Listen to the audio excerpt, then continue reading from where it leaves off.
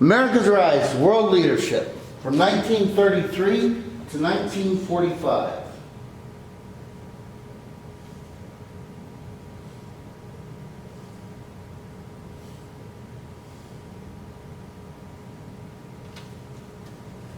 Okay, we start this out with Roosevelt and foreign policy.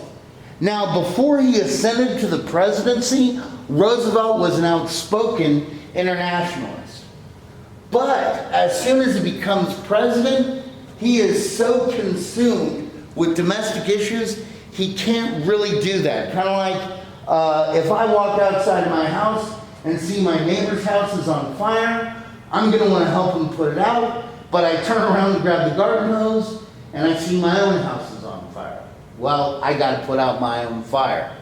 While he did decline global tariff reduction, which would have brought about more trade and might have helped industry more, he didn't hesitate to utilize the dollar to help support foreign currencies that were in trouble.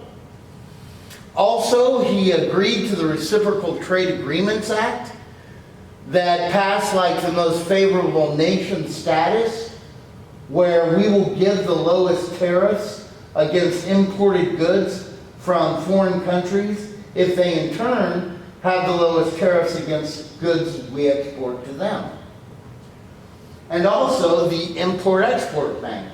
That was a deal that, like, say you're a government and you need $15 million to build a stretch of road. Well, we'll loan you the $15 million. But all the money that you spend to build that road has to come from American industry.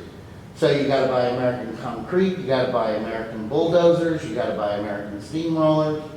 Now, how might that be a good thing for America? Yeah, it brings money back in, keeps employment high. And believe it or not, the last time we did this on a big deal was China was going to build the largest dam in the world, the Three Gorges Dam over the Yangtze River. They needed like $6 billion. So we loaned them $6 billion, except all the cement, all the steel, the hydroelectric turbines from GM, all had to come from America. Indeed, what's funny is they can't have the technology that are in those hydroelectric turbines. So they have to pay the salaries of the GM engineers and technicians that maintain those turbines.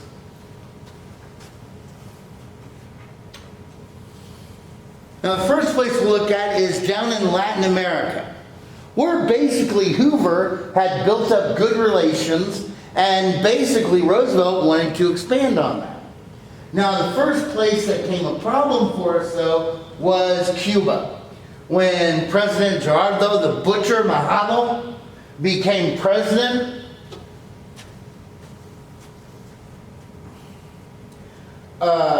it stirred up political unrest.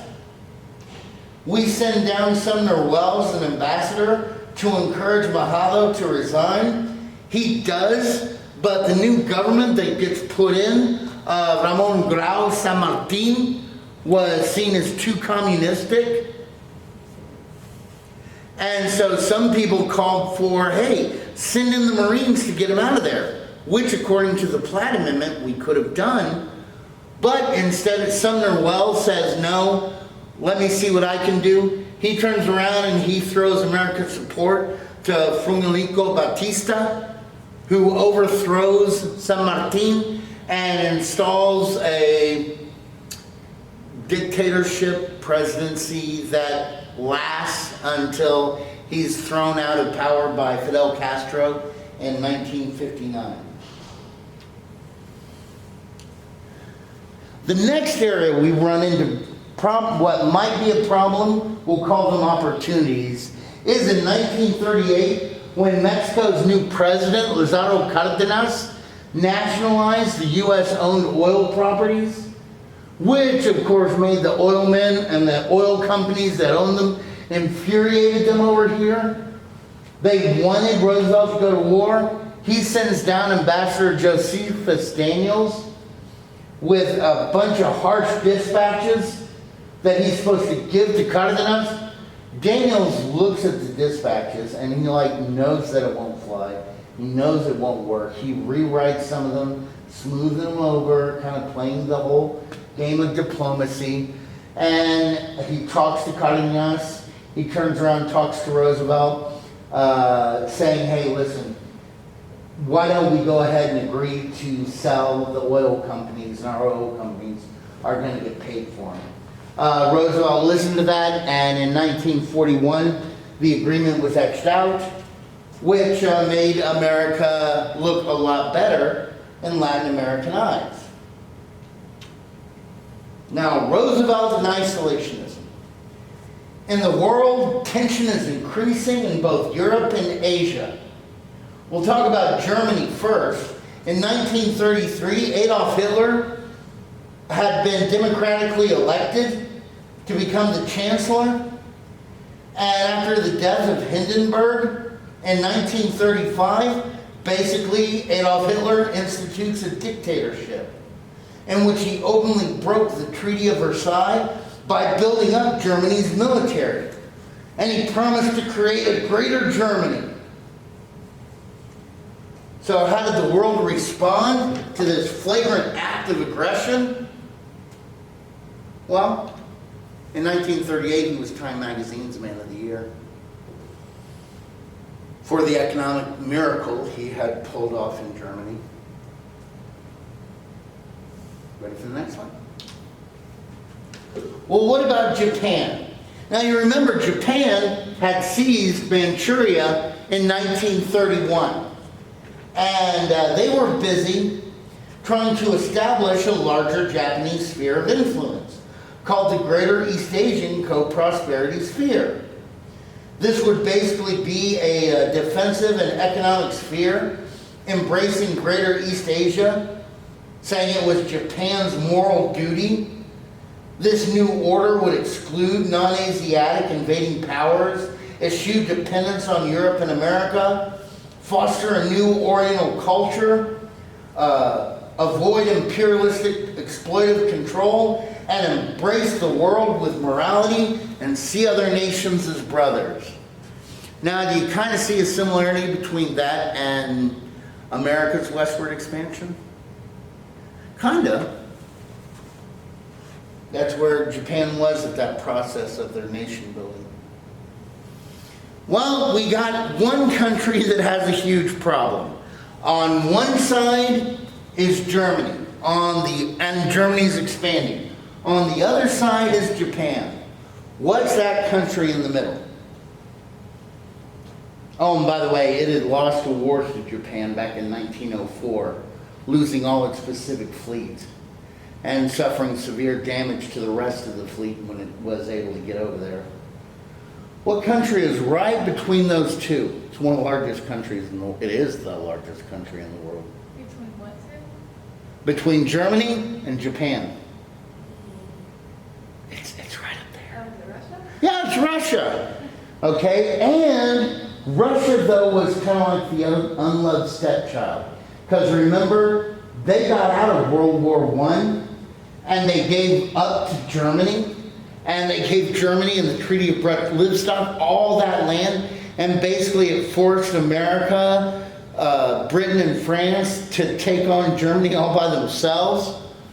Well, we extend our recognition to them in 1933, and as you can guess, it prompts protests and the Americans to want to return to isolationism, believing that we were only preparing ourselves for another war.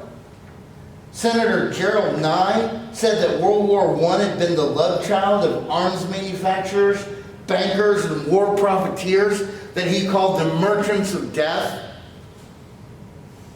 And according to a Gallup poll in 1935, it revealed that 67% of college students in America believed that our intervention in World War I had been wrong. We shouldn't even have gone to that war. Too many Americans died. Well, what could America do? About the only thing it could do was Congress passed the Neutrality Act of 1935 that prohibited the sale of arms and ammunition to any nation at war. It also gave the president the power to warn U.S. citizens that those who sailed on foreign vessels to foreign locations were doing so at their own risk. Now, this is a pretty big deal because economically, in 1935, what's going on in America? Well, we just get done talking about it. The Great Depression. If we had been able to have sold weapons and ammunition, what would that have created? Not only just more profit, but in order to sell those things, first you have to make them.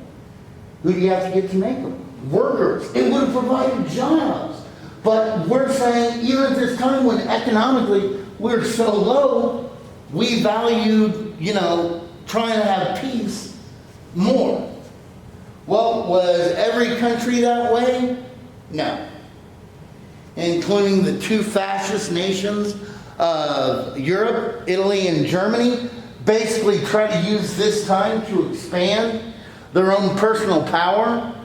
Like Benito Mussolini, one of the things he had promised his people was that they would go back to like the glory days of Rome, and that's how big their empire would be. He attacked Ethiopia down in Africa on October 3rd, 1935,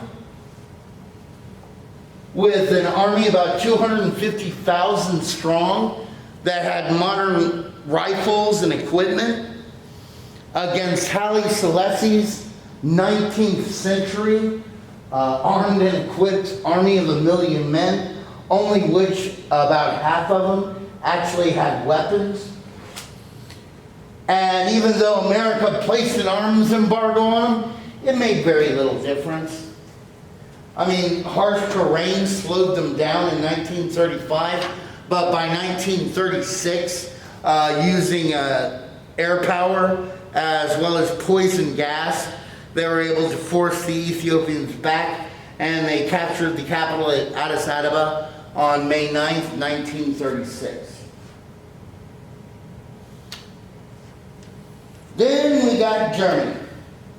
Now, one of the things that the Treaty of Versailles did, right here, right there, is the Rhineland, which basically is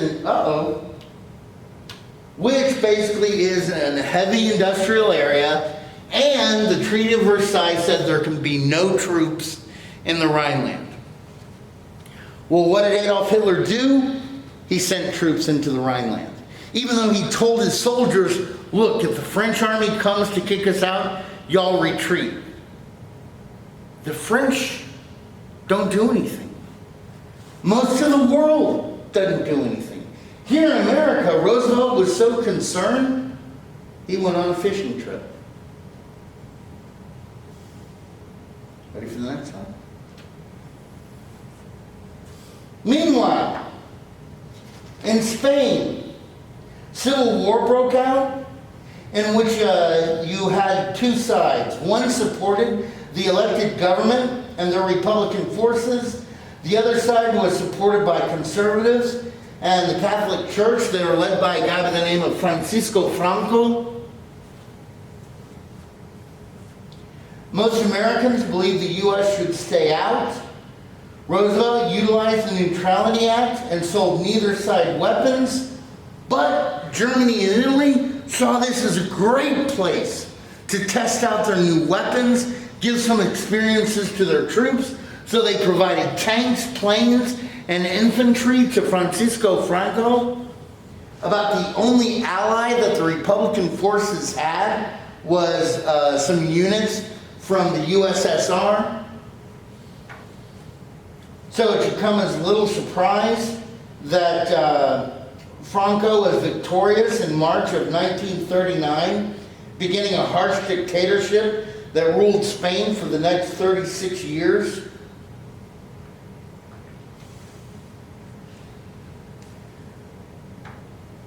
So then we get to the election of 1936. Now, Roosevelt had kept the U.S. out of the escalating tensions in Europe. Even though if he was questioned, he would claim at the choice of profits over peace The nation will answer, must answer, we choose peace.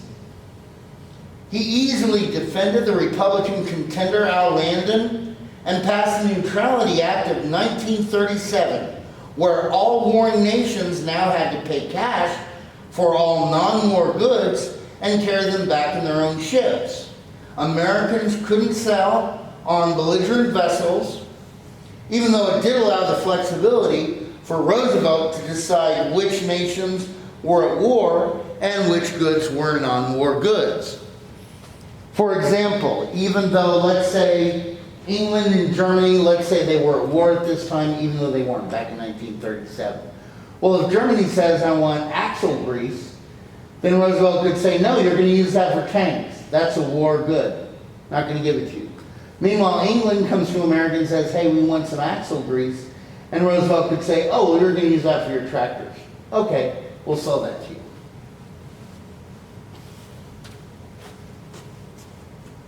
Now, tensions in Asia were escalating with open fighting between China and Japan.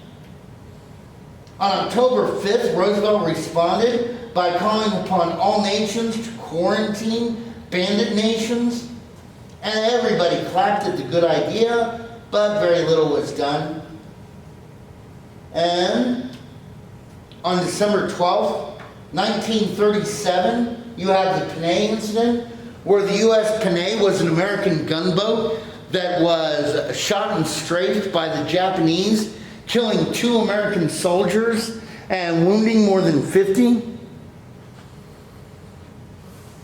Well, even though Roosevelt wanted to do something, the isolationist fervor in America was so strong that basically he was forced to accept reparations and an apology from Japan. Now, do you think in the modern day, by modern day I'm talking about since your parents have been around, do you think that we'd ever have like one of our ships attacked by the enemy and U.S. sailors getting killed and we just say, oh, that's okay? Well, it actually happened. Under President Clinton, we had the USS Cole that was off the shore of, I believe, Yemen. It was hit by a suicide boat. 18 American sailors were killed. And we just accepted an apology and reparations. And even more soldiers were wounded.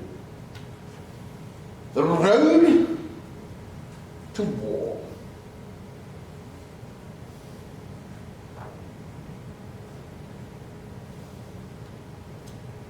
All right, so by 1939, the fighting in China and Spain is raging.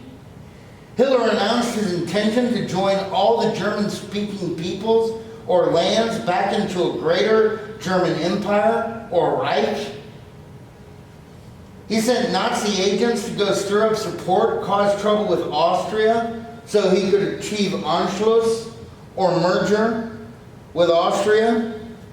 Here you see, here's one of their little propaganda. Eine Volk, ein Reich. One people, one empire.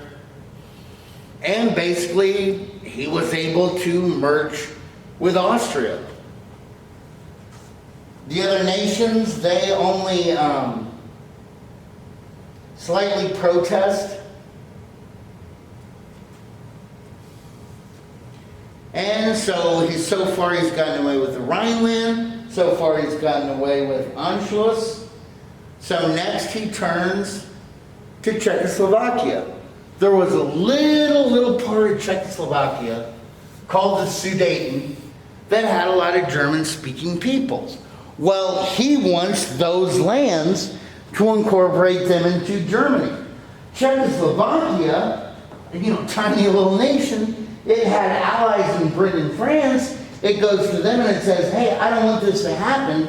So basically the British Prime Minister, Neville Chamberlain, was chosen to fly to Munich to talk with Adolf Hitler about this problem. Czechoslovakia wasn't even invited. And so Chamberlain goes to Hitler at the Munich conference and says, now, if we give you this, you're not going to get anything else. And Adolf Hitler says, yeah, I won't. He says, okay. And basically they give the Sudetenlands back to Adolf Hitler. He flies back to England, feeling victorious that he has accomplished peace in our time. Now, why are all these European nations allowing themselves to be kind of bullied by Adolf Hitler? Oh, and by the way, after Adolf Hitler gets the Sudetenland, what do you know? He takes over the rest of Czechoslovakia. Now, as you can see, that one resident of Czechoslovakia, given the Nazi salute, isn't so happy about it. Now, why are all the other nations not doing anything? They had a really strong army.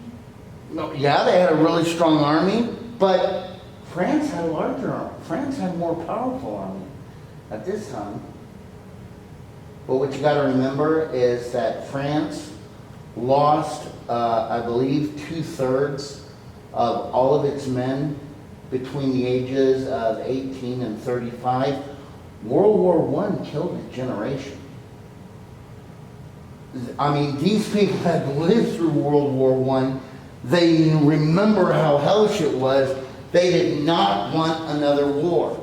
And so Chamberlain, he was hailed as a hero when he came back to England. Because, yeah, peace is won, and Adolf Hitler's going to keep his word. Only thing is, during this time, Adolf Hitler, you start to have the beginnings of the Holocaust, where in his own homeland, Hitler had begun to rid his nation of undesirables. Now, of course, you got to start out slowly. So the first people that were dealt with were like the elderly or the mentally infirm. Later on, it turns to political opponents, homosexuals, gypsies, and finally Jews. But at this point, basically, Adolf Hitler was confiscating Jewish property and forcing them to move into ghettos. Now, some Jews did try to apply for refugee status and citizenship to the United States of America. Some, like Albert Einstein, were able to get in, no problem. But a lot of Jews that were applying for refugee status had no money, no property. So what do you think America told them? America told them no. Why? Because we were going through the Great Depression. You know, we had our own poor and everything like that. Now, the sad thing is that a lot of people go, look, that's proof that America is racist. We were saying the same thing to people from England, people from France, people from anywhere, everywhere, you know? But some people point that out as, and it's not. It is not. Meanwhile, Adolf Hitler and Benito Mussolini signed an agreement known as the Pact of Steel. Then Adolf Hitler starts to go to Poland asking for a return of the Polish corridor. Now, this did used to belong to Germany before World War I, and Germany was one nation. But after the war, they believed that Poland, which was a newly created country, well, it had been around before, but it was now totally on its own. They wanted it to have a port, so they created this division within Germany, and Danzig was an open city that the Poles could use. Well, basically you had East Prussia over here and the rest of Germany over here. He wanted this back. He gave a list of demands to Poland. Poland's like, no. And we'll talk about the rest later on. Okay, I think we got all the way down to talking about the importance of Germany wanting back the Polish corridor. And remember, they told that Adolf Hitler had told Chamberlain, hey, I'm not going to ask for anything less. Then the world is shocked when on August 23rd, 1939, basically the Germans and the Soviets work out a non-aggression pact, basically saying, I'll be your friend if you'll be mine. We won't attack each other. And then, shortly after, a week later, Germany and Russia both invade Poland because they had worked out a deal. Hey, I'm going to invade it. You'll get half. I'll get the other half.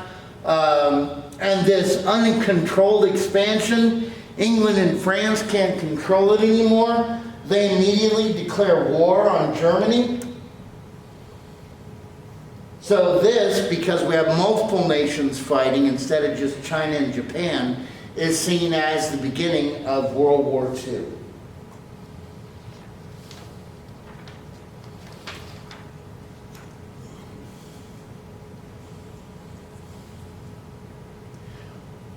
Well, how do we respond here in America? Well, there's very little desire in the U.S. to come to the aid of Poland, Britain, or France. I mean, a poll had been done by Fortune magazine just weeks before the invasion of Poland, where 54% of Americans believe that no international event would be strong enough to pull in American action. And even though Roosevelt professed neutrality, he told Americans that they didn't have to be neutral in their thoughts.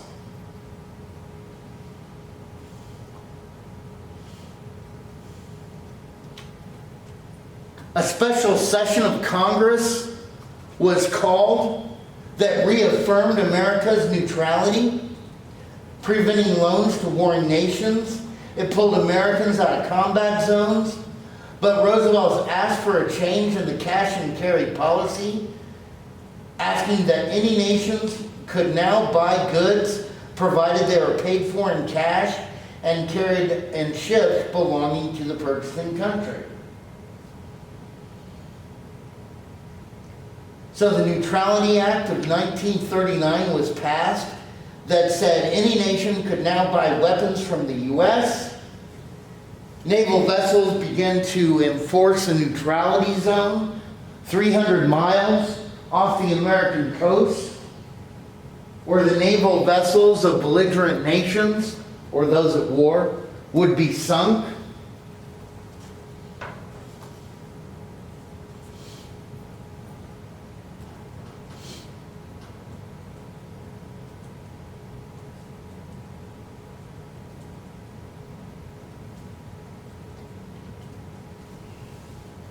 Meanwhile, the Soviets take advantage of this to expand. They start a war with Finland, and even though the Soviets had more than 1 million man strong army, and the Finns only had about 350,000, the Finns were able to limit the amount of territory taken by the Russians. The Soviets then, after finishing with Finland, they turn around and they invade the Baltic republics of Estonia, Latvia, and Lithuania.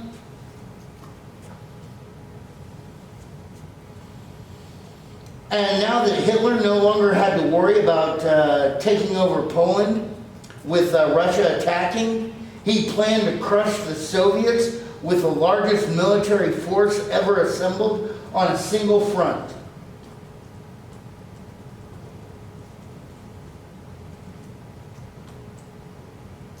Wait a minute, I got ahead of myself.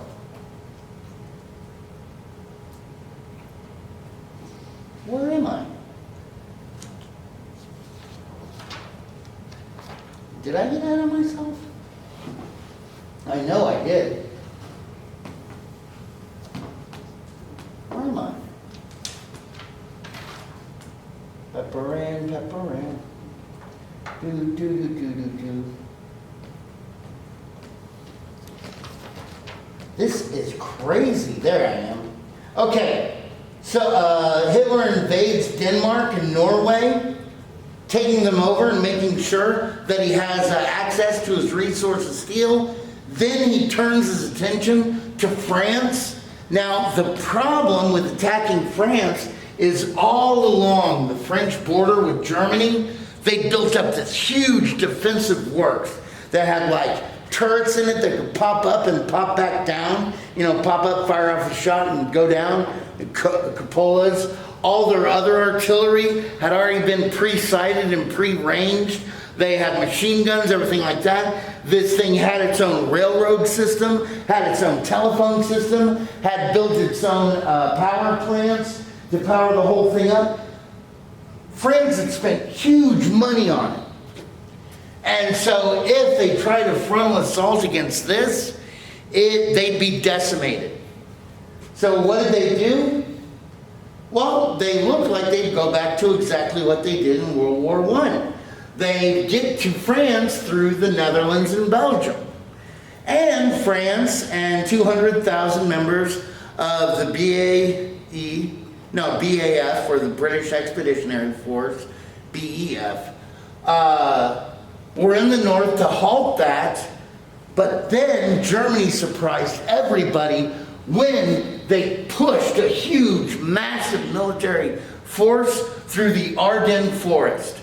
Nobody thought, that hadn't been protected by the Maginot Line, because nobody thought you could pull an attack through that. Well, Germany was able to do it, and then they did it so quickly that they separated the northern French and British armies away from the other armies, basically forcing the British and to evacuate to Dunkirk. Now, did any of you guys see the movie Dunkirk? Okay, what happened in that? Basically, Winston Churchill called every ship that could float and carry passengers on it to get across the channel, take away as many soldiers as they could. And one of the things that the movie doesn't talk about, but thanks to the heroic sacrifice and defense by the French army that was preventing the Nazis from coming in and wiping out the cornered soldiers, the British were able to escape, as well as some free French. Now, what some people have wondered, because this would have decimated everybody, why didn't Adolf Hitler just use poison gas and kill all the soldiers there? Well, y'all know why Adolf Hitler never used poison gas? Because as a soldier in World War I, he was a victim of a mustard gas attack. And he knew how painful it was. And so he said, we're not going to do that, because that's not right. Well, he had decided that before starting this war. Hey.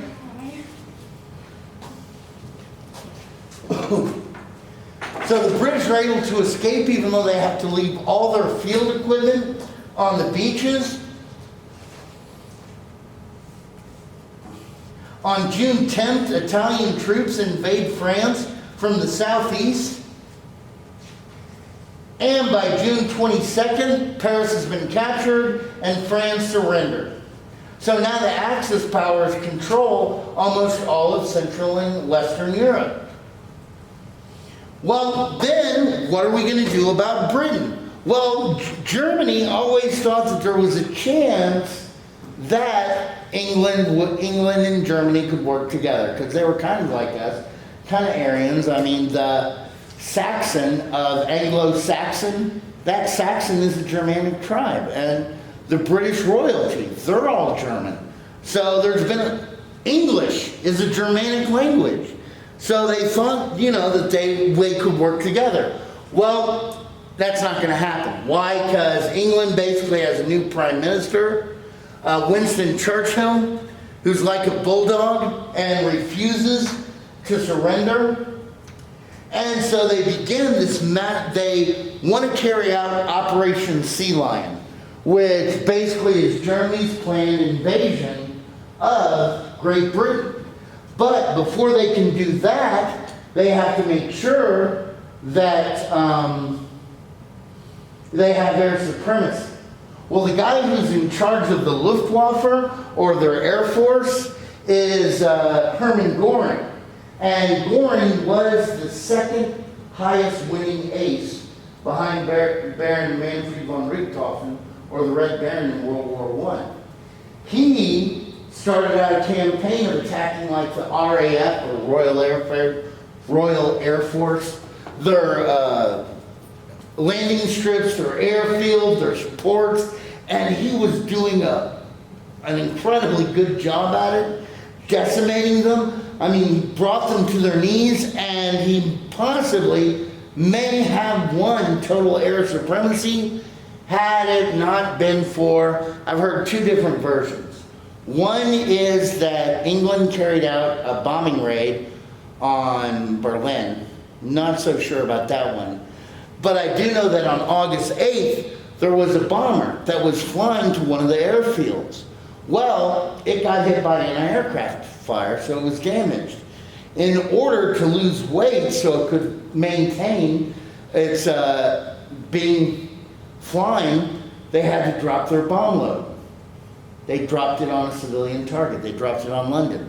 Well, the papers of London, oh my God, can't believe this monstrosity, oh, the horror. And when Adolf Hitler read about the British reaction, he thought, man, we can beat these guys just by bombing, switching to civilian targets, and bombing the cities. So that is what was ordered.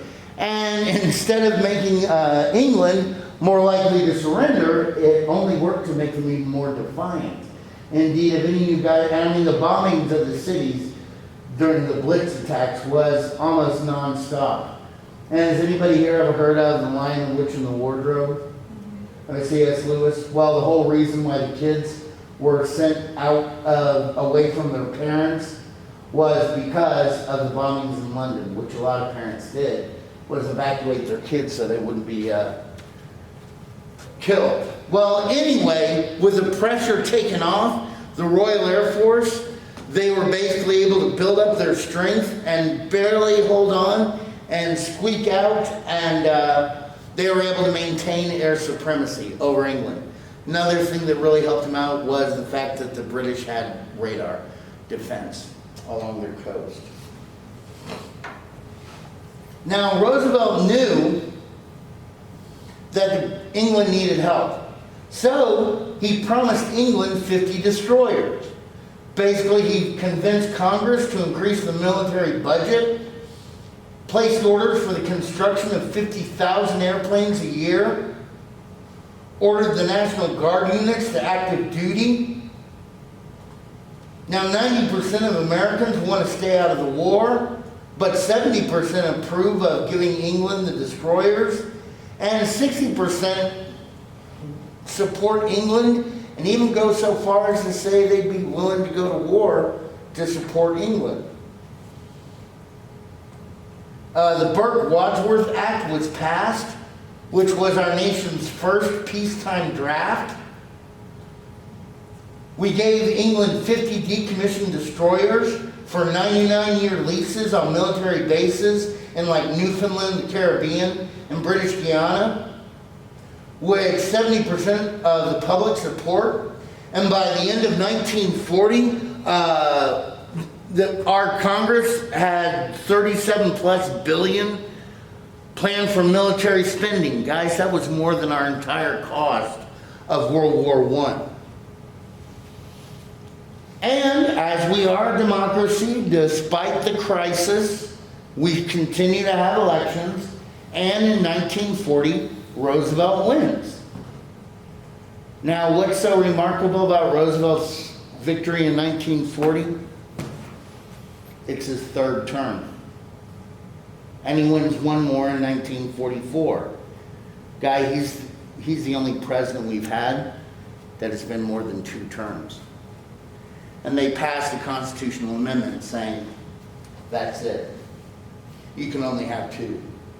What had been a tradition under George Washington was now law of the land. Okay, the battle for the Atlantic. Now, Roosevelt knew that the destroyer for bases deal was only a temporary solution to Britain's shortage of cash. I mean, in December of 1940, Churchill asked Roosevelt for loans to pay for supplies and help protecting merchant ships from German subs. Roosevelt agrees and uses fireside chats in December to persuade the American people that they need to support this thing, reminding them that England is America's best defense against Nazi Germany. for if they fall, we're next. He wants America to become the arsenal of democracy.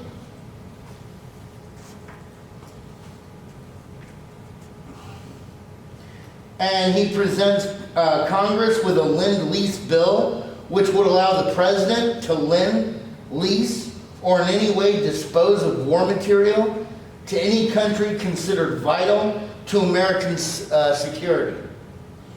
Did people support it? Heck yeah. Send guns, not sons, is what they would say. And Congress passed the Lend-Lease Act in March 11th, 1941. Kind of like me, hey, you're down on your luck. I know you lost your job and you need a car to get to your job appointments. I'm gonna loan you my car. You don't have to pay me anything for it. I'm loaning it to you. But understand, if you get into an accident or something like that, you got to pay for the damages. Okay? This is kind of like back then. Hey, look, England, I tell you what, you're on the bud. I understand. I'm going to lend you these crates of ammunition.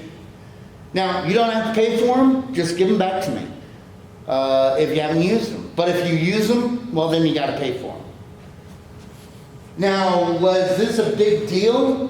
Well, kind of, sort of, maybe no. Why? Because basically the German subs were sinking so much cargo and so many ships that most of the supplies did not end up reaching Britain. In response, here in America, we expand the neutrality zone to include Greenland and Iceland, and by the summer of 1941, the U.S. naval patrols of the neutrality zone overlap Germany's war zone. So America and German ships are bound to meet.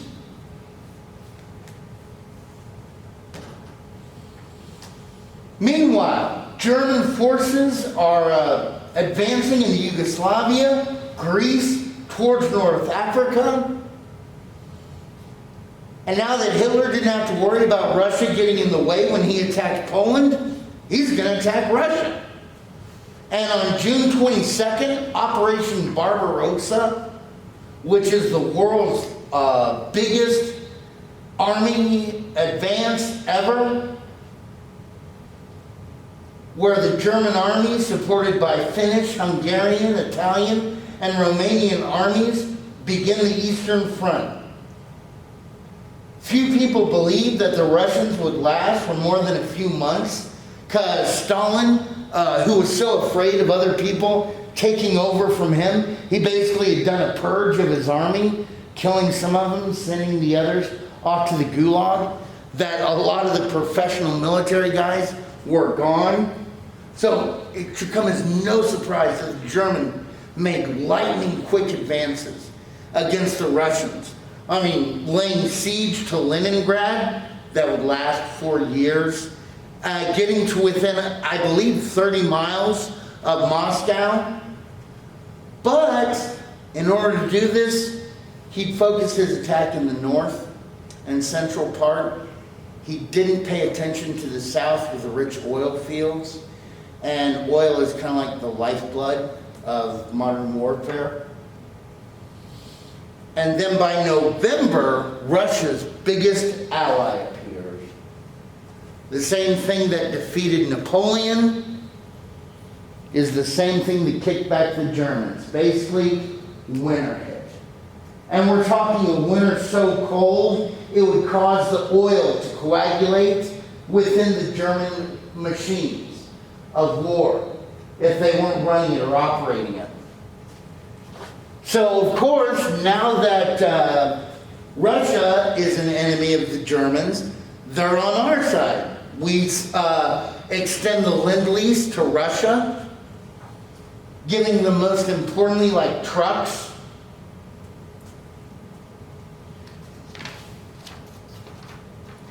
Meanwhile, at sea, in May of 41, the Robin Moore became the first American merchant ship sunk by a German submarine.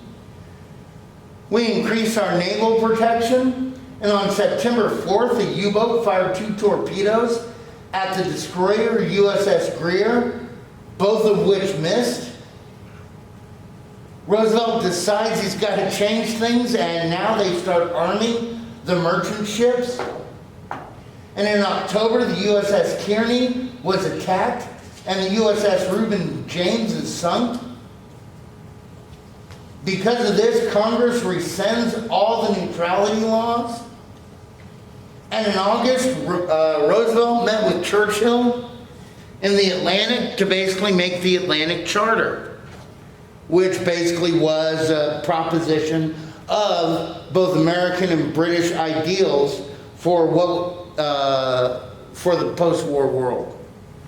So guys, it looks like war's gonna happen, and it's gonna start in Europe. We're just a hair length away.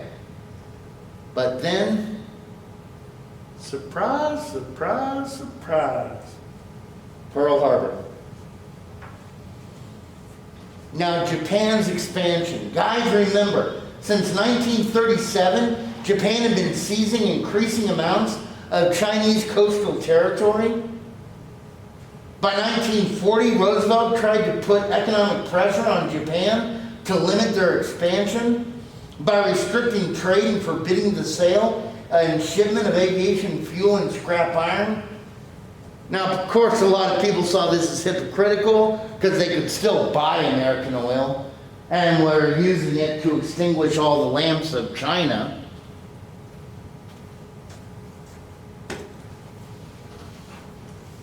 You ready?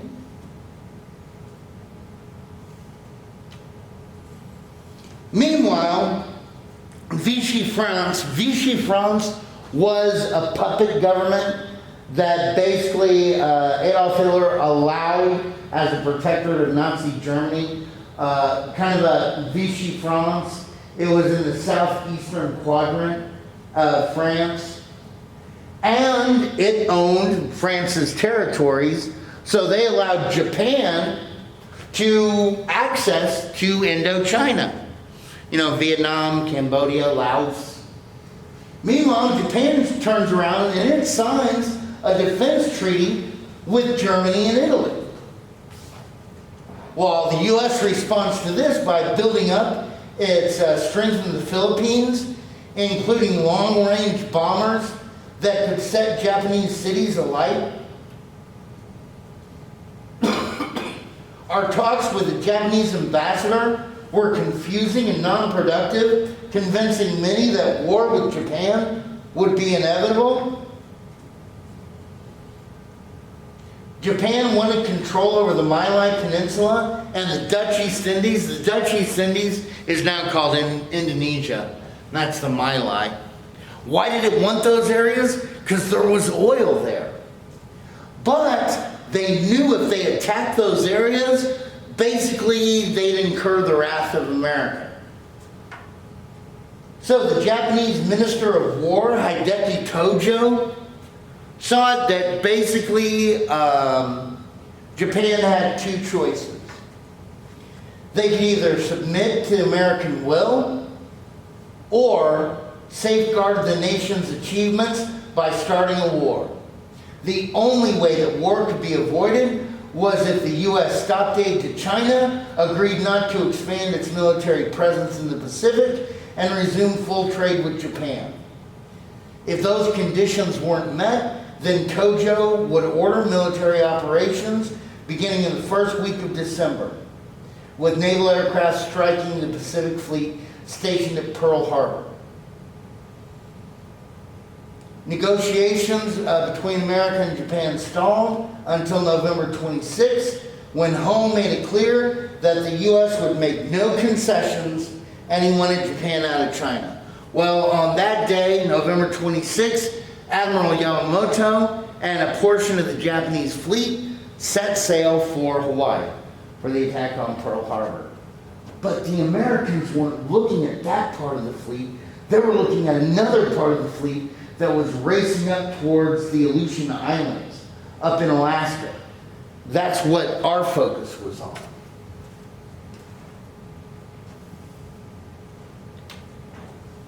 So at 7:49 in the morning, December 7th, 1941, we're at Pearl Harbor.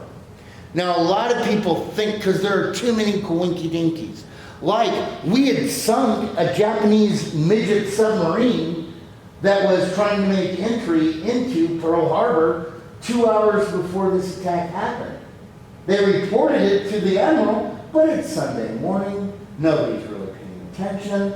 The night before, it had been Saturday, they had had a fleet week where basically the boxing teams from all the different ships got together and had boxing matches. They had a boxing tournament, so you'd be the biggest, so they were all tired, exhausted.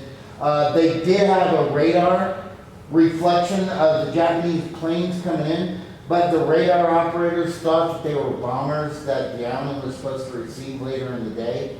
So nobody thought anything. We were taken totally by surprise. So the attack starts at 7:49. By 8:12 on Battleship Row, because they were worried about the Japanese that lived in Hawaii, so they put all the ships close together, which might be easy to defend from the ground, but from the sky it's like shooting ducks in a barrel. Same thing with the aircraft. We had 7 battleships aflame, sinking or badly damaged. 11 other ships were hit. 23, I believe, in total were damaged. We have more than 200 aircraft destroyed, more than 2,500 Americans' lives lost. Guys, that was the biggest death from a surprise attack until 9/11, which I believe had 3,100. Now also, what's another big major difference between 9/11 and the attack on the Twin Towers in Pearl Harbor? At the Twin Towers, they were all civilians. Well, except for the police, and the police and firemen are civilians. Now, was this a total victory for Japan? No. The aircraft carriers were out on maneuvers. They weren't in harbor. Guys, if Japan had sunk our carriers, that would have severely delayed America's reaction. Also, the support buildings, like the dry docks, that's where you take ships to get them repaired, weren't destroyed or damaged. The oil storage tanks weren't destroyed or damaged. Submarine pens weren't destroyed or... All that stuff was supposed to be bombed on the third wave. However, Yamamoto did not push for the third wave. Y'all know why Yamamoto didn't push for the third wave? Well, I'll explain it to you this way. And I'm sure you'll get it this way. How many of y'all, there's a game show on TV called Cash Cab. Any of y'all seen Cash Cab? What is it, basically? Where it's like you go with your Yeah, camera and it takes place in New York City, and it's a van that looks like a cab, and people get in and the driver, hey, where can I take you? Take me up to 100th and Broadway or whatever. And then when they close the door, all these lights go off, and he's like, hi, welcome to the Cash Cab. And basically, if they've got like 28 blocks to go, he'll ask them a question along the whole drive. I mean, they might stop and have things like red light challenges and stuff like that for them to win more money. Also, if they don't know answers, they've got like 3 things they can do to save them. One is a street shout out, where they roll down the window and just ask you, hey you, come here, you know the answer to this question? They can choose anybody who's walking on the street they want. They can call like their dad or something like that. And I forgot what the third one was. But why do they give them all those salvage attempts? Because as the thing goes further, the questions get tougher, but you earn more money. But if you get 3 questions wrong, they stop the cab wherever it is, and you don't get out, no money. And even though, yeah, you're a little bit closer to your final destination, that's it. Well, every show, there are some people that make it all the way to their final destination. And the host of the show turns around, the driver, and he says, I've got $3,000. Now, you can double or nothing. You have 1 question. Usually it involves a little video that plays. And if they know the answer, instead of having it back on. Basically, they don't want to risk it. He couldn't believe how successful his journey was. I mean, his bombing trips were. So if you ever get a chance to watch Cash Cab, it's fun. Now what you gotta remember though is that on this same day that Pearl Harbor is attacked, it's like a blitzkrieg.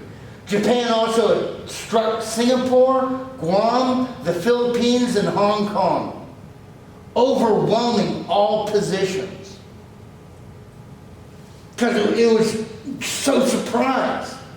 So speed and surprise was the key to their success in this era. Well, as you can guess, the very next day, Roosevelt goes to Congress asking them for a declaration of war. And Congress votes yes, almost unanimously.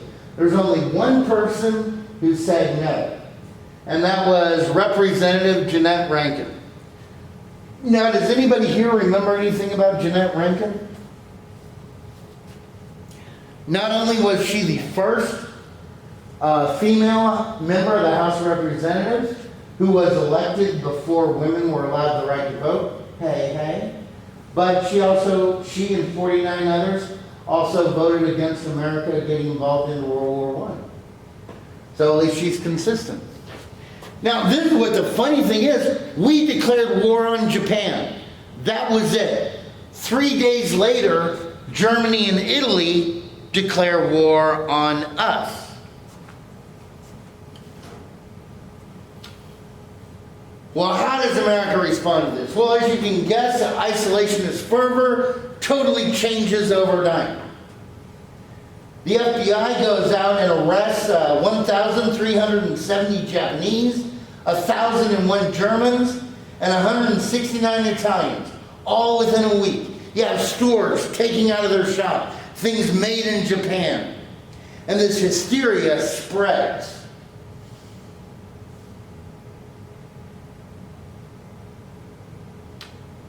And you have Japanese-American internment. Basically, there were 125,000 Japanese citizens living in the U.S. 3/4 were Nisei, or Japanese Americans who had been born in the U.S., and 1/4 were Issei, citizens of Japan who had lived in the U.S. for more than 18 years. Now, the head of the Western Defense District, General John DeWitt, believed that anyone of Japanese heritage was a threat. We must worry about the Japanese all the time until he's wiped off the map. He was totally convinced that espionage was underfoot. Now, guys, before you hear people say, oh, and he didn't have any, well, he didn't have any evidence, not evident here in America. But back in 1939, a lot of people, and there was some trace to it, Japan was responsible for an insurrection down in Chile. And there was increasing paranoia, even before this happened. I'm talking about from 39 up, that Japan's special agents were going to do some sabotage on the Panama Canal. Well, 110,000 Nisei and Issei were sent off to internment camps where they lost millions in property. They were surrounded by barbed wire and guards. They lived in rooms 20 by 25 feet. Basically, they were given a cot, a straw-filled mattress. They had communal baths and communal eating areas where most of them lived during the duration of the war, save those who left camps to work or volunteered for military service.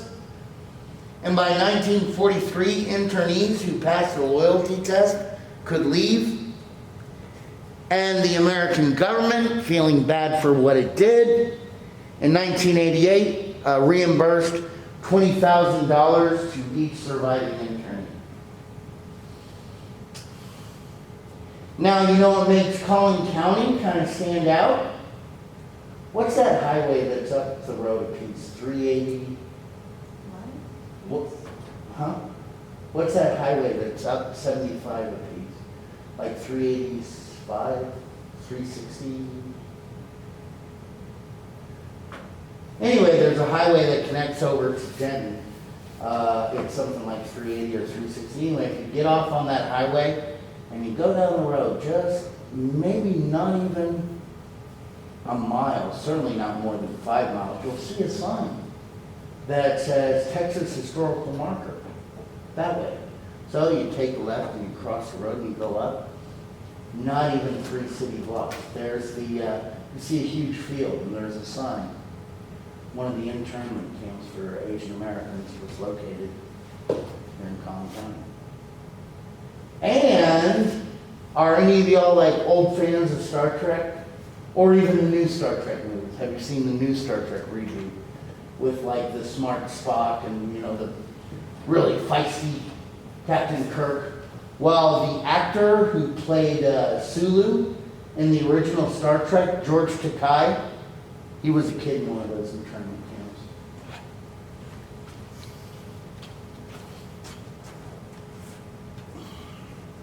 Well, now all of a sudden our factories are open 24 hours a day, 7 days a week. Business leaders are leaving their positions to go to Washington to help organize the distribution of the resources and the shipment of the finished goods. They pass incentives to spur production with like low interest loans. They give tax concessions, just like Plano did with Toyota. They don't have to pay taxes for 7 years. And they gave them guaranteed contracts. That would be like me saying to you, you own a company that builds Jeeps. You produce about 50 Jeeps a month.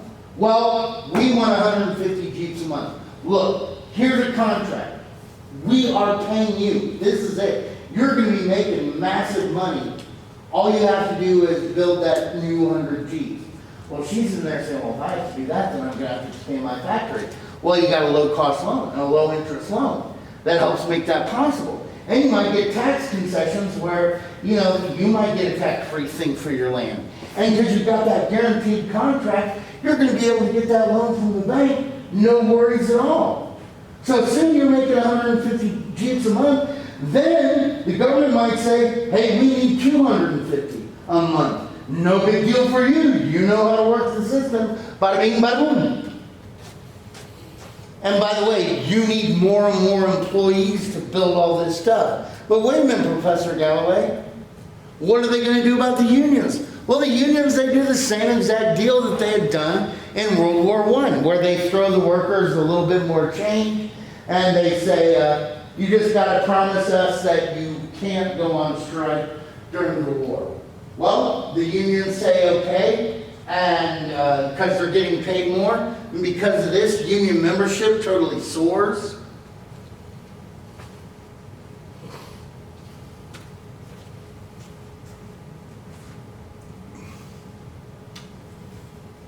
Well, I thought a lot of the men went off to fight a war. They did, which meant that women are now having to pick up the shortfall. Indeed, by 1944, women are a third of the workforce. To try to show that, hey, it's their patriotic duty, it's not taking anything away from your femininity, they create like Rosie the Riveter. During the war, of course, they have an expansion of opportunities, like their own bank accounts. Indeed, some of them can join the military service. Like we have the WAC, W-A-C, the Women's Air Corps, that basically would fly the fighter planes or bombers from Dallas to New York, then to Iceland, then to the whatever base in England. And the base for that was, the training facility was up in Sweetwater, which is just a little bit west of Denton.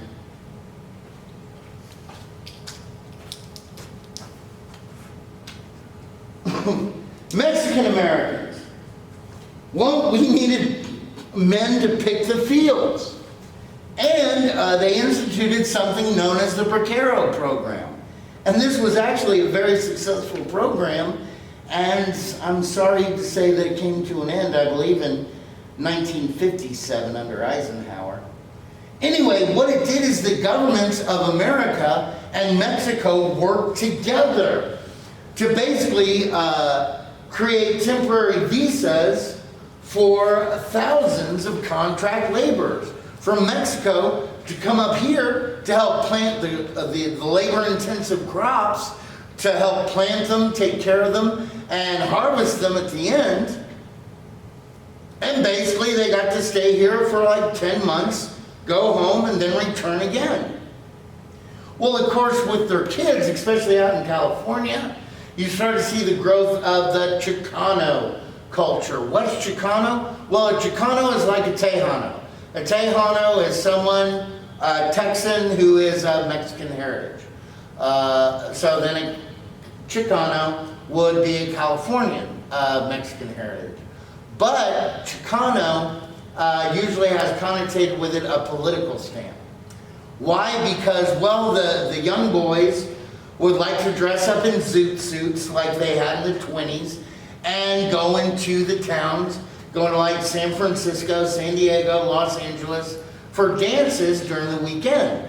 Now, these are the same places that American sailors would be going to, or Marines that were on leave, and as they both were pursuing the limited resource, which was ladies, they often got into conflict with each other, and you had the zoot suit riots break out.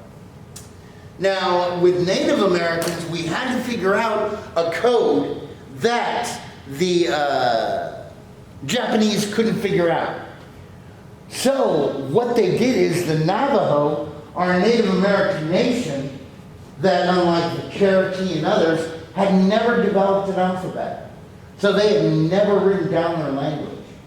So basically they would just talk over the open air, Navajo on one side, you know, Navajo artillery spotter to the Navajo guy at the artillery encampment, and just over open air, hey, hey, hey. And the Japanese could never break that code. Now, you know what is really sad? Anybody here, this is how we dealt with the German submarine, as well as a lot of their military, because they all used the same Enigma machine, which was this thing that had 56 wheels, where you had to set each 56, and if you didn't know, it wouldn't come up with words. Basically, to defeat it, the guy built the world's first computer to help defeat the Enigma code, and he was able to do it, and so we knew exactly like where the German subs were, what their plans for attack were, but the thing is, we couldn't let the Germans know that we broke it, because then they'd just make another one, which meant they had to let some attacks happen. And they had to make it look like, hey, well, it's just war that happened there. Anyway, so this guy creates the first, if anybody here has seen The Imitation Game, you've seen it with Benedict, it's good, it's a great movie. Do you know the guy's name in real life? Well, anyway, this guy creates the first computer, who knows how many Allied lives he saved in World War II, not only military, but also civilian. Anyway, he was then, but nobody was able to figure it out. Later on, after the war, it's found out that he was a homosexual. And homosexuality was not looked kindly upon then. And so he was given the choice. He could either go to jail, or he could be chemically castrated. Basically, they'd give him the stuff to take away his sex drive and any sexual interest. Well, he decided to go for the chemical castration. Well, apparently it made him so depressed and despondent that he injected an apple with poison and took the bite out of it and died. Now, years later, there was a computer invented. Do you mind that, Bob? This was the first personal computer that was cheap and easy to afford. You want to tell me what its symbol is? Now, see, that would be so cool if that was the true story. Because we went to Steve Wozniak, and they said, you did that in homage to the guy that created the first computer. And Steve Wozniak said, no, but that would have been a great idea. Anyway, that's an interesting way to remember that story. And I wish I could remember the guy's name. I feel so bad I can't. All right, once again, for African Americans, the wartime message is one of freedom. Again, in record numbers, they leave the South to go to the industrial centers of the North. for jobs that pay in an hour what they used to be able to make a week. But whenever you have the migration of a new population into an already established population, you're going to have disturbances. The largest one being the Detroit race riot.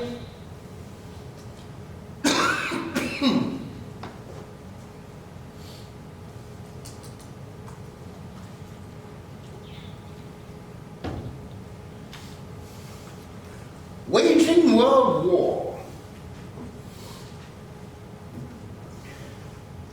Hey, somebody on your phone look up the Imitation Game so I can give you the guy's name, because he at least deserves that. Somebody, quick. Because I can't do it on this computer, because then it would make the screen all funky-doo and it would go where you can't see and it would turn blue. Benedict Cumberbatch? No, the guy who he played. Alan Turing? Yeah, Turing, that's it. Anyway, they got a big statue of him right next to... Do y'all know anything about British football? Well, there are two competing teams in Manchester. One is United. That's kind of like the posh team that most people know. The other one is Manchester City. And Manchester City is like the working class. Hey, those are our stars. They're working for us. Anyway, there's a college that's right across from the stadium where Manchester City plays, and it's got a statue of Turing there. Oh my goodness. All right, class. Me and my talking gonna get us all in trouble. Y'all have a majestic weekend now. Okay. So now, waging world war.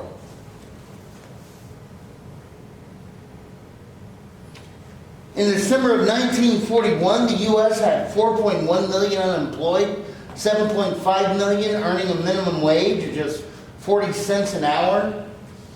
With the outbreak of war, however, all of a sudden Time magazine commented that the attack on Pearl Harbor was a reverse earthquake that shook in one terrible jerk everything disjointed, distorted, and askew back into place. But militarily, who are we going to attack first? Now, a lot of people, especially in the Navy, they were chomping at the bit to attack Japan, to get like payback for Pearl Harbor. But Roosevelt and his advisors felt that Adolf Hitler was a larger threat.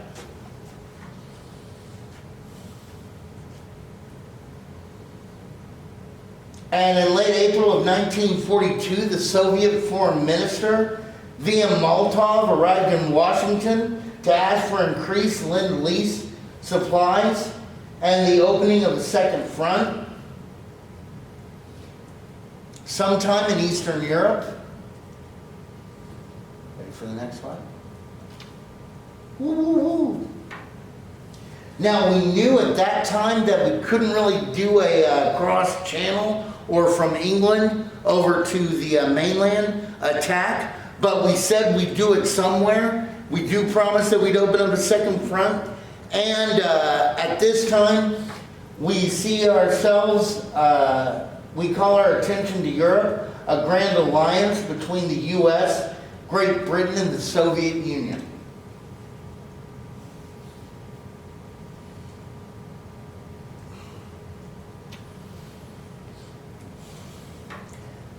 Now, the African front. Basically, England knew we didn't have the supplies for a cross-channel invasion in 42, but pushed for Operation Torch, a landing in western North Africa. I mean, the British already had forces in western Egypt and eastern Africa, and the head of the Joint Chiefs, George C. Marshall, chose Dwight David Eisenhower to command the American forces in North Africa and Europe because of his planning and organizational abilities.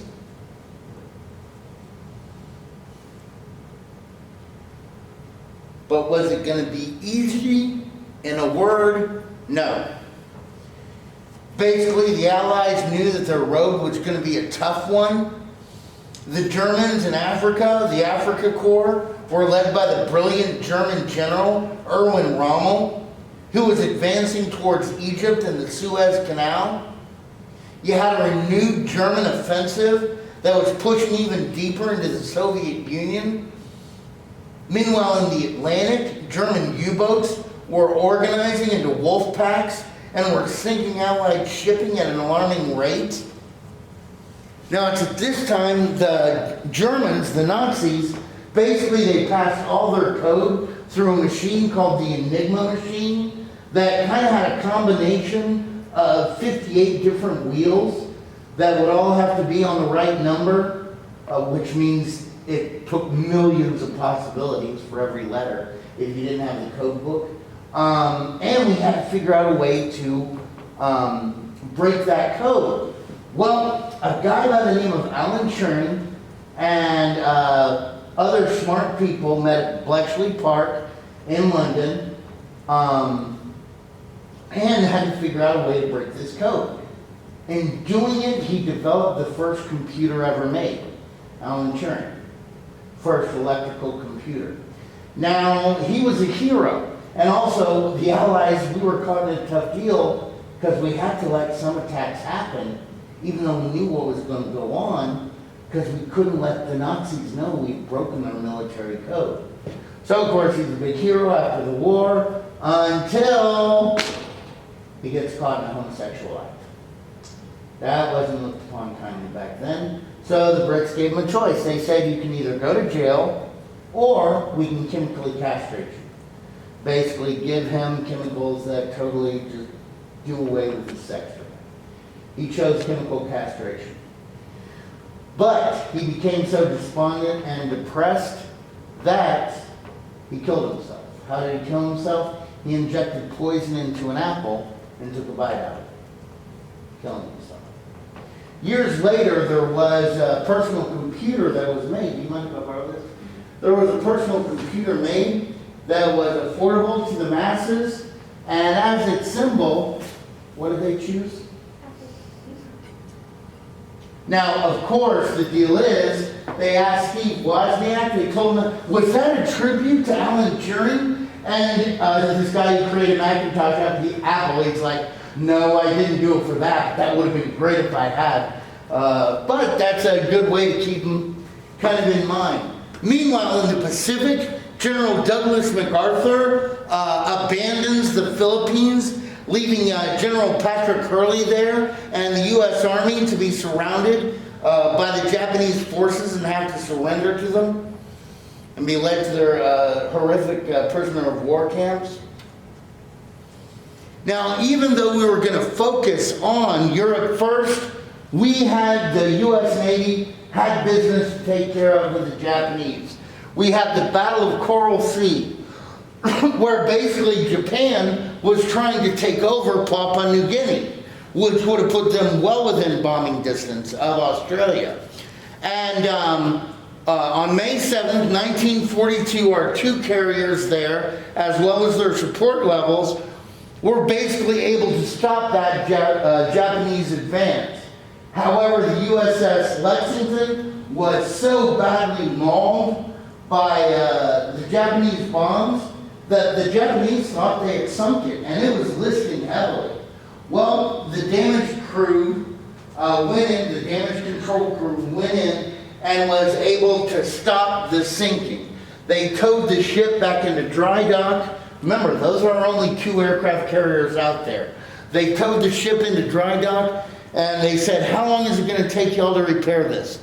The guy said, it's going to take us 6 weeks. And they said, okay, you got 3 days. So 3 days, pulling 24-hour shifts, doing the critical repairs. They were able to get the ship out and floating again. Maybe not in top-notch shape, but it's out and floating. Which is important because the next big battle was the Battle of Midway, where Admiral Yamamoto was going to try to take over the Midway Islands. Once again, very close to Hawaii. Now, in order to try to fool the USA, he sent an invasion force and part of his navy up to the Aleutian Islands. And they were actually able to take over 2 of the Aleutian Islands. And we knew that they were going to attack somewhere else. We thought it was Midway, But the only clue that the Americans had was the letter A. The Japanese called the target letter A. And so to try to see if Midway was letter A, they asked the commander at Midway to send a message over open air, open radio, uncoded, that the desalinization plant had gone out. And that's basically the plant that turns salt water into drinkable fresh water. So he does it over the airwaves. 5 minutes go by, all of a sudden the encoder machine starts going off, and the Japanese have transferred back, hey, the desalinization plant is out at A. So we know that the Japanese fleet is going there. Now we have no idea where they are. So as we're nearing the Midway, we send out scout planes, okay, in all directions to try to figure out where they are. Now if you're over the water, you're using fuel the whole time. You're going to reach a fail-safe point where you have to return to the carrier, or your your plane isn't going to be able to make it back to the carrier. So all the planes are out flying. We haven't discovered anything. They tell the guys, hey, time to come back. You've reached fail-safe point. One of the pilots goes, give me 5 more minutes. I say, okay, we'll give you 5 more minutes. And so he flies for 5 more minutes, doesn't see anything.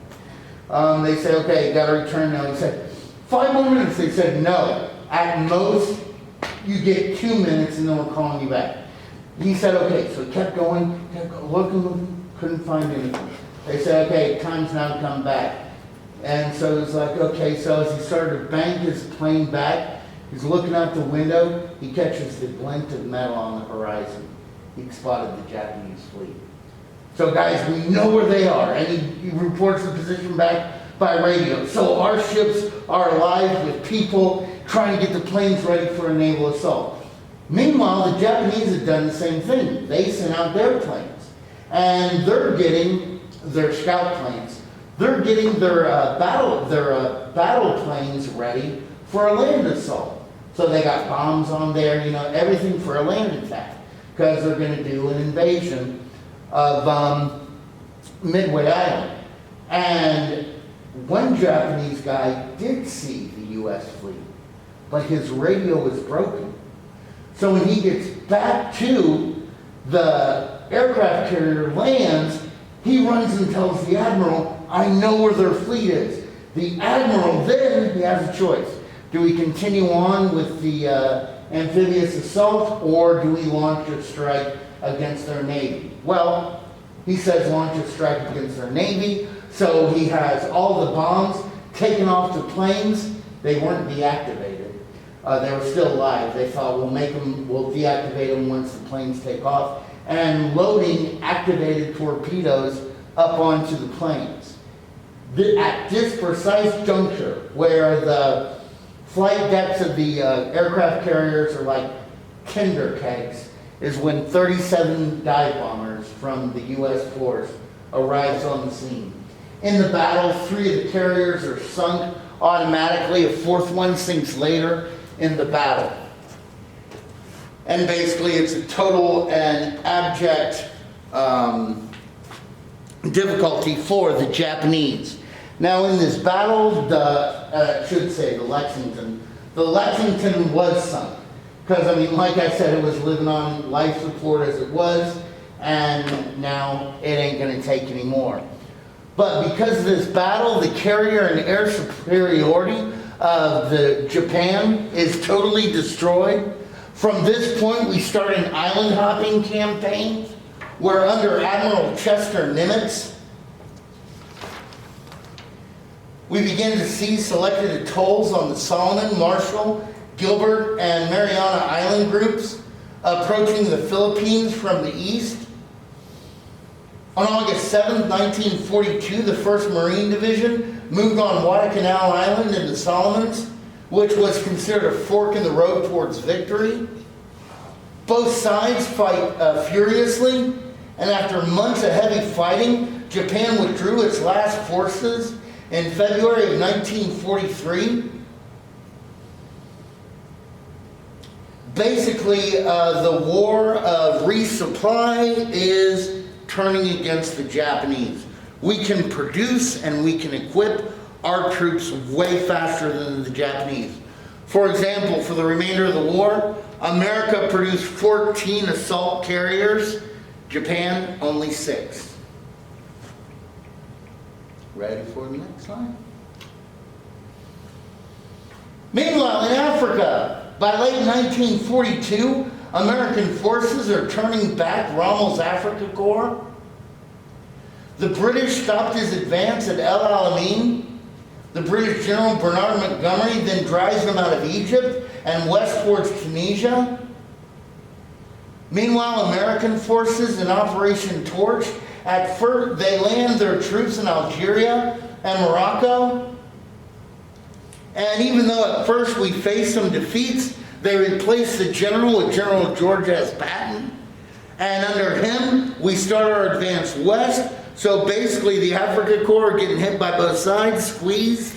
On May 7th, it's pretty obvious things aren't going to go great. So Erwin Rommel was allowed to evacuate back up to Germany. And on May 13th, 1943, the German forces in Africa are forced to surrender. Rommel, meanwhile, he then turns around and he starts building up the Atlantic Wall, or the fortifications and defenses that we would have to fight against later. Oops. Meanwhile, we have fierce fighting going on in Russia in the summer and fall of 1942. I mean, the German armies had advanced slowly, but in the winter, the Russians were able to drive them from the oil fields and trap them in at Stalingrad. And on February 2nd, 1943, in the dead of winter, out of supplies and taking heavy losses, 300,000 German soldiers of the 6th Army surrendered to the Soviets. Now, guys, they had already taken 140,000 casualties. And not only that, but, what's his name? Can't think of his name. The guy who was in charge of the Luftwaffe, he said that he could supply all the troops. Now, guys, the troops need at least 3,000 calories a day. The parachute drops the Luftwaffe was making, most of them were going into enemy hands. By the time it gets to the Germans, they're only getting 300 calories a day. So they're emaciated, low on supplies. They'd asked Hitler if they could fight their way out. Hitler said no. So, of course, they all got surrounded. The tide of the Russian front had turned, and over the next 2 years, the Soviets began to win their land back and drive towards Berlin.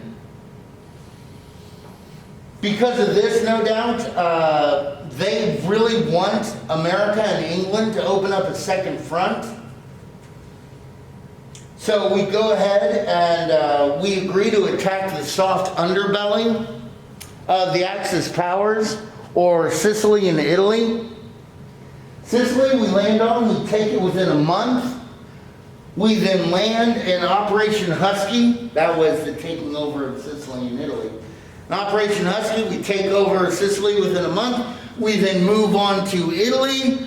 As soon as we invade Italy, there's a coup where a band of partisans throw out Mussolini. They take him prisoner and put him up in this monastery. And we get, there's a new leader in Italy, General Pietro Bobbio, who surrenders to the Allied forces on September 8th. Well, the Nazis aren't going to let that happen. So they basically bring down their artillery. They liberate Mussolini in Operation Avalanche. They've got the mountains and artillery, high places. When we do our invasion of Salerno, take heavy casualties. It pretty much stalls out the front in Italy. We don't really break it until May 1944. And by June 4th, the Rome is liberated. Then we have the Tehran Conference, where Roosevelt, Churchill, and Stalin meet from November 27th to December 1st, 1943, to discuss strategy in the post-war world. The Soviets agreed to help us in Japan and join a world organization after the war. We in turn agreed to launch an attack on the French coast because we finally had enough supplies. And guys, the name of that operation, which is the largest amphibious assault ever, is Operation Overlord, consisting of 6,483 ships, 1,500 tanks, more than 200,000 men. Basically, we land 6 armies, 3 American, 2 British, 1 Canadian, on the beaches at Normandy. Now, Adolf Hitler had believed that we were going to attack at Calais, which is much closer to Britain than the Normandy coasts were. Now, we wanted Adolf Hitler to believe this because we knew he'd already thought it. The British had tried a little kind of siege strike on Calais back in 1942 that made him kind of believe that. Also, we really wanted him to think that. So they already had the fake war plans and everything like that drawn up.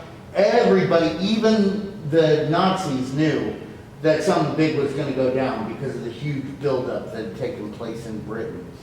But to make sure, guess who helped us fool Adolf Hitler into believing that the attack was going to take place at Calais? A homeless guy who died of tuberculosis. What? Okay, when you die, and he was in his late 20s, early 30s. When you die of tuberculosis, you got water in your lungs. So basically what they did, and they couldn't freeze this guy, because then there'd be ice crystals, and it would do damage to the blood vessels that could be seen upon an autopsy. So that all they could do was refrigerate him. They shaved him, made him look up, put him in a Royal Air Force uniform, created fake papers for him, all the military papers. They put the fake war plans where we're going to attack Calais into a briefcase, closed briefcase, handcuffed the briefcase to his wrist, put his dead body onto a submarine. That submarine got off the Spanish coast as fast as it could. The submarine surfaced. They dumped the body with the briefcase with the war plans overboard, thinking that, okay, it's going to wash up on shore of Francisco, no. Can't believe I forgot his name, Spanish dictator. Where is my mind? Francisco Franco, thank you. Is going to give, who was an ally of Adolf Hitler, is going to deliver the plans over, which is exactly what he did. Now guys, also the reason why it took place on June 6th, all the troops had been on hold for the past 2 weeks, but they were waiting for a break in the weather, because the weather about that time at the English Channel is real tempestuous. It's really stormy. So we finally got a clear window early in the morning on June 6th. That's another lucky blow for us because June 5th was Rommel's wife's birthday, and she was in Berlin. And if you want a happy life, you got to have a happy wife. So he had flown back to Berlin. So the guy who was in charge of all the defenses wasn't there. He was in Berlin. Now, because there were tanks that were only 150 miles away that never came down to blow back our landing.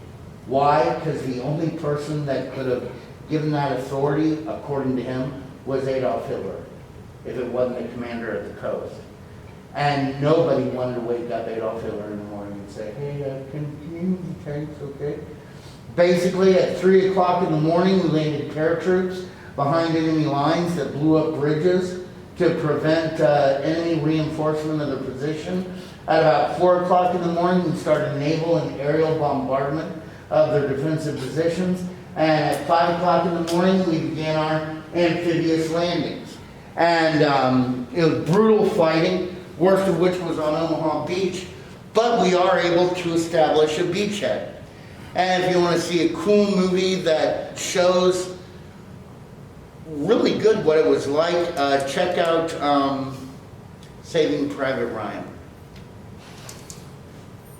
And now that we're actually on the continent and we have established air supremacy over Nazi Germany, we began firebombing of German cities. Like the biggest one was the firebombing of Dresden, where we dropped incendiary bombs.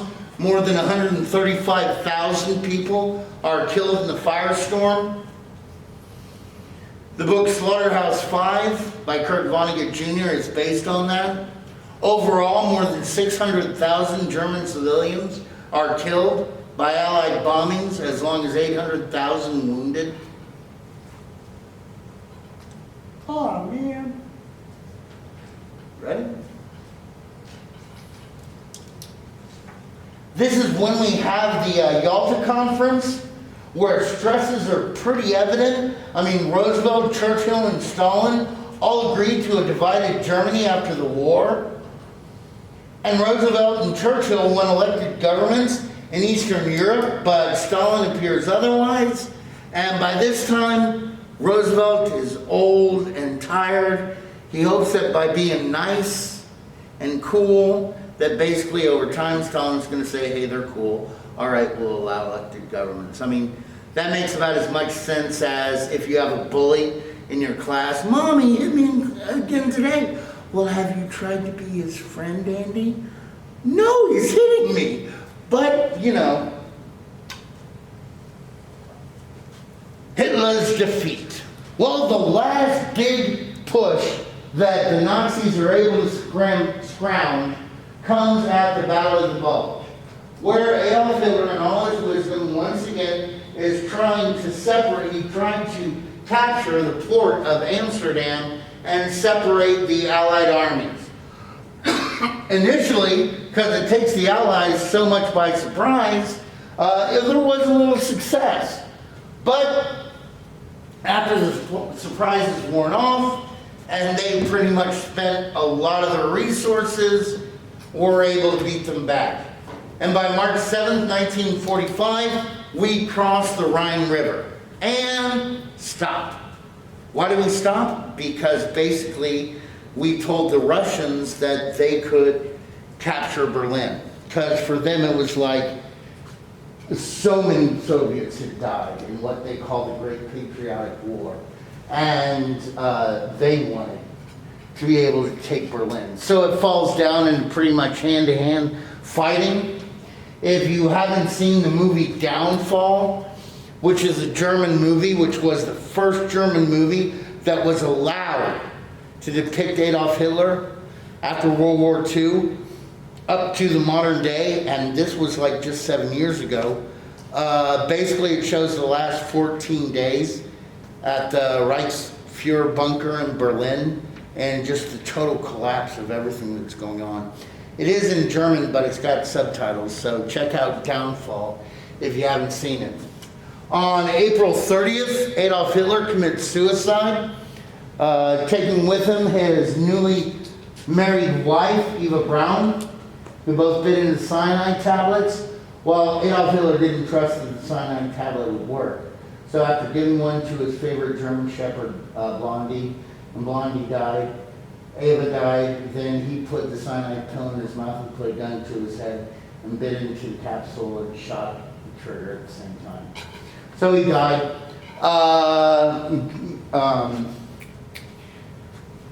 Then on May 8th, the new German government, underneath Admiral Donitz, surrenders to the Allied forces.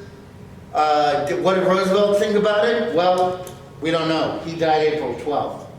So he wasn't around. We had a new president, Harry S. Truman. Ready for the next one? This is when stuff about the Holocaust is revealed. His final solution to ridding the world of its problems by killing the Jews. Now, yes, he also did kill Jehovah's Witnesses, homosexuals, gypsies, political dissidents, but he did kill 6 million Jews. Indeed, towards the end of the war, they were trying to, people were dying, and it took longer to cremate the bodies than all these dead bodies were piling up.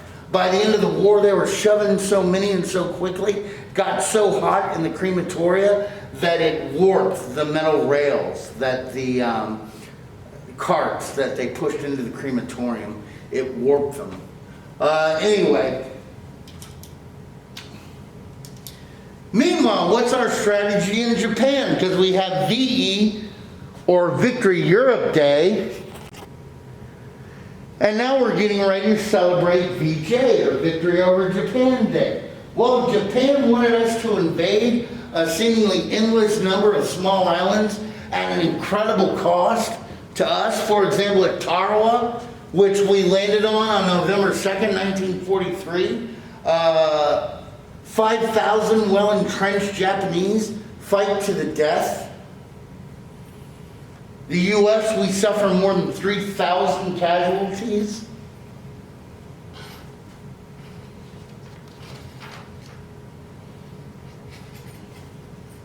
Ready? By July of 1944, a number of islands like Guam, Saipan, Tinian are back in American hands, and the long-range bombing of Japan can begin. At the Battle of Leyte Gulf, we pretty much destroy the remaining Imperial Japanese Navy. The Philippines are retaken on October 23rd, and the whole Pacific offensive bears down on two islands, Iwo Jima and Okinawa, both of which are 750 miles from Tokyo. And this is when Japan starts to use kamikaze pilots, or basically like human-guided cruise missiles, against our ships. Now, guys, y'all know what the story behind kamikaze is? Kamikaze in Japanese means divine wind. Because way, way back in Japanese history, Genghis Khan and his Mongols were going to invade Japan. And so they built up a huge naval fleet. Japan there was no way they could win this thing, they thought.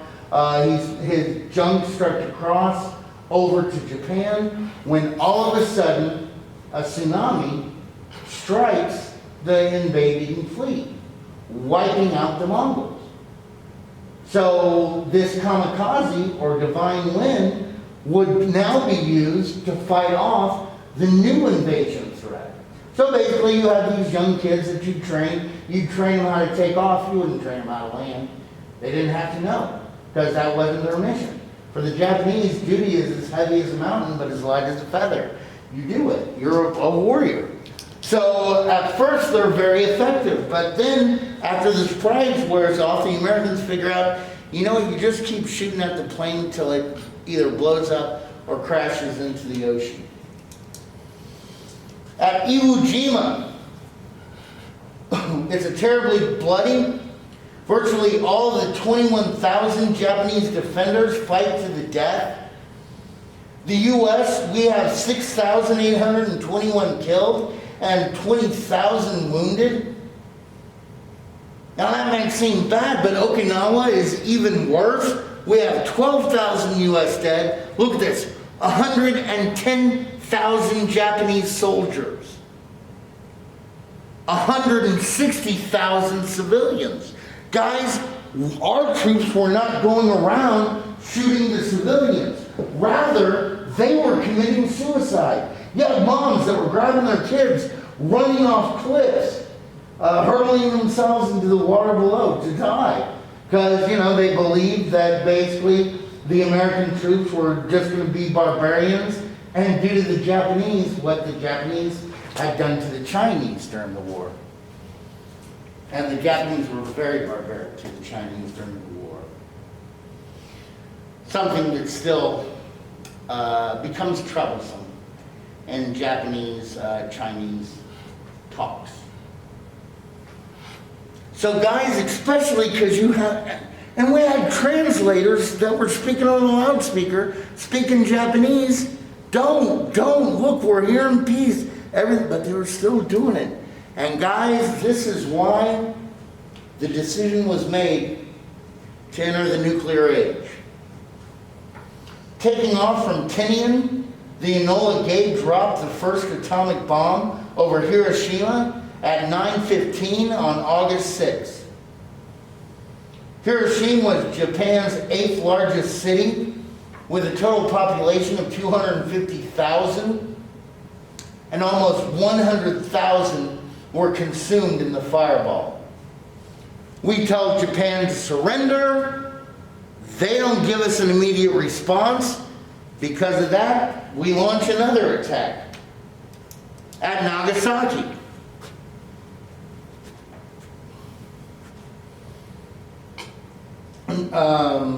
That causes another 60,000 killed. It's due to this that Emperor Hirohito made the final decision and bore the unbearable, and on August 14th, 1945, he surrendered. Now guys, how could I be right in saying that dropping the atomic bombs, we actually saved more lives? Because the Japanese would always fight to the death, and so by doing that, it would stop them from fighting again. And not only their soldiers, but the civilians too would commit suicide. And that's just the Japanese. And how many Americans would have been slaughtered trying to win the ground back? Now also, we do have to point out, this did send a message, because there's one thing called the Atomic School of History that says, the only reason we dropped the atomic bomb really was a sign to the Soviet Union that, hey, we're powerful. I mean, it did show that because Japan was supposed to begin their invasion of Japan the very next day after the surrender. But it's called the Atomic School.